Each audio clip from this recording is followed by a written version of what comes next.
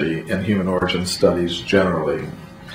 So what I'd like to do now is give a few representative examples of the kinds of evidence that I'm talking about. I want to show two things. First of all, that this evidence actually does exist, and I also want to say something about how the knowledge filtering process operates in each case. So I'm going to start with evidence that's relatively close to what many scientists are now prepared to accept in terms of human antiquity, and then gradually we'll go back further and further and further in time. And some of these, as I said, this knowledge filtering process has been going on for a long time. So some of the cases I'm going to talk about are from the more recent history of archaeology. Some of the cases will be from the earlier history of archaeology. This is Virginia Steen McIntyre. She's an American geologist who I know personally. When she was a young woman, just beginning her career in archaeology, she was involved in dating an archaeological site in Mexico called Huayatlaco, which is near the town of Puebla in central Mexico. There, some American archaeologists discovered these artifacts and others like them. And they may look primitive to us, but according to archaeologists, artifacts of this type are made only by anatomically modern humans, not by any kind of ape man. The excavation was conducted by archaeologist Cynthia Irwin Williams.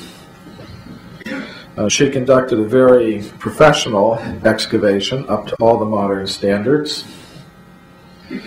The artifacts were photographed in place when they were discovered, such as this one here, and here is a close-up of it, solidly embedded in the rock, indicating it was an original part of those deposits. Now, of course, the archaeologists want to know how old these implements were. So they called in a team of geologists to date the site, and in that team was Virginia Steen McIntyre. So she and her colleagues used 4 different methods to date the site. In the same layer as the artifacts, animal bones with butchering marks were found. That's another indication of a human presence. So they used the uranium series method to date those bones, and they used 2 different uranium series methods, and the protactinium method gave an age of greater than 100,000 years. The thorium age was 245,000 years. Directly above the layer in which the animal bones and human artifacts were found was a layer of volcanic ash. So the geologists used the zircon fission track method to date that layer of ash, and they got an age of 270,000 years, which means the animal bones and human artifacts below that layer had to be at least that old. They also used a method called tetrahydration. This is based on the fact that volcanic crystals over time gradually absorb water molecules, and the water molecules begin to fill up little vesicles or air bubbles in the crystals, and by measuring the amount of water that accumulates in the crystals, you can get some idea of the age of the ash. And the age they got using that method was consistent with the methods they got using the zircon fission track method and the uranium series method. And finally, they used standard stratigraphic evidence.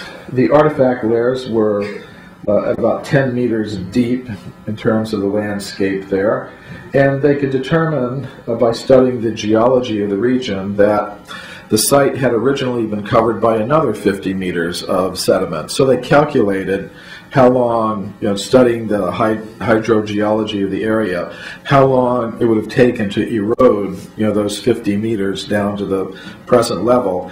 And again, that age was consistent with the ages obtained by the other methods. So, the geologist, Virginia Steen McIntyre and her colleagues, concluded that the age of the site was at least 250,000 years, and they considered that a very conservative estimate. The archaeologists absolutely refused to accept this date. They said, that's impossible. Human beings capable of making these artifacts did not exist anywhere in the world 250,000 years ago because they hadn't evolved yet. And what to speak of being present in North America, because the current consensus is that you have no human beings entering North America until 20,000 years ago maximum. And most, the current consensus is actually around 15,000 years. So they absolutely refused to publish the date for the site given by their own team of geologists that they themselves called in to date the site. Now when Virginia Steen McIntyre and some of her colleagues independently published the date for the site, she found herself in big trouble. A rumor campaign was started. People were calling her a maverick, a publicity seeker, a troublemaker. She lost a teaching position that she held at a university in the United States because of this publication. And she also suddenly found that all of her opportunities for advancement in the United States Geological Survey were suddenly blocked off. So those are some of the pressures that can be applied to scientists who have the temerity to challenge, this current consensus. But what happened is that Virginia Steen McIntyre, she was so disgusted by the treatment she was given that she and her husband moved out to a little town in the Rocky Mountains in America, and she just remained silent for 10 years until I found out about her case and wrote about it in Forbidden Archaeology and started getting her work some of the attention I think it deserves. And partly because of that, some new research is now going on down at that Huayatlaco site. And the results that are coming in are tending to confirm the original date that Virginia Steen McIntyre and her colleagues got. For example, one of the world's leading experts on diatoms has gone down there and looked at the site. So diatoms are tiny little plants that, they're almost microscopic, but they leave little hard skeletons when they die. And there are hundreds of kinds of diatoms, each of them characteristic of a particular period in the Earth's geological history. So Van Landingham found that the type of diatoms found in the artifact-bearing layers at Huayatlaco are the type that lived in that period 250,000 years ago. In the 1990s, a German archaeologist named Thieme found some very nicely made wooden spears at a site called Schöningen in Germany. His report was published in Nature. The interesting thing about these spears is they were shaped, they're about 6 feet long. They were shaped exactly like modern javelins, that they use in the Olympics, with a balance point about 1/3, from the tip. They were obviously a weapon made for throwing and hunting. Now they were found in soft coal deposits 320,000 years old. So Thieme and his colleagues had to think, well, who made these? Who made these artifacts? They decided it could not have been human beings like us because human beings like us did not exist 320,000 years ago. So they thought it must have been some variety of Homo erectus living in Europe 300,000 years ago who made these artifacts.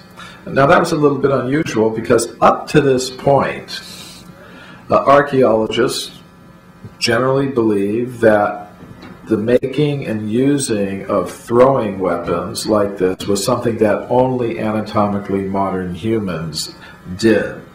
They'd never attributed this kind of behavior to Homo erectus.